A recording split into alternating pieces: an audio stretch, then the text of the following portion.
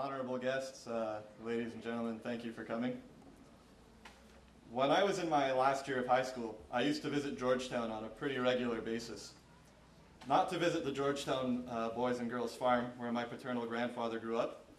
I was actually interested in a girl who lived around the corner.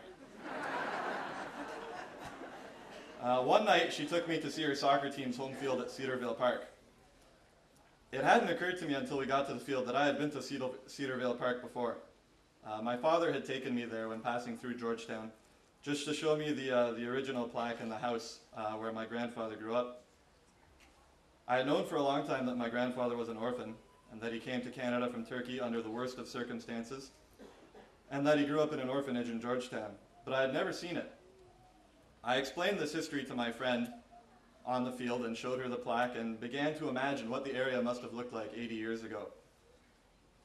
And how strange it was for my grandfather to have been working and playing in this same field, living a life completely foreign to the one that I know.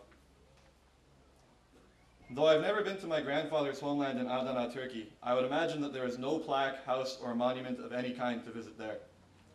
Our homeland in Turkey is our homeland by name only. Adana is not the kind of town I can ever call home, and the continual denial of the Armenian genocide by the Turkish government makes that most clear.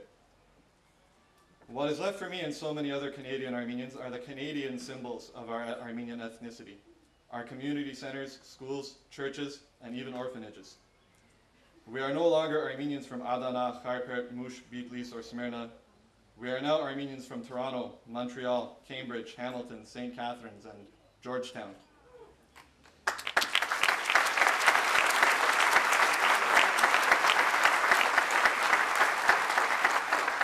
We have the communities we saw our parents build, and this complex and intricate diaspora network that we have inherited from them.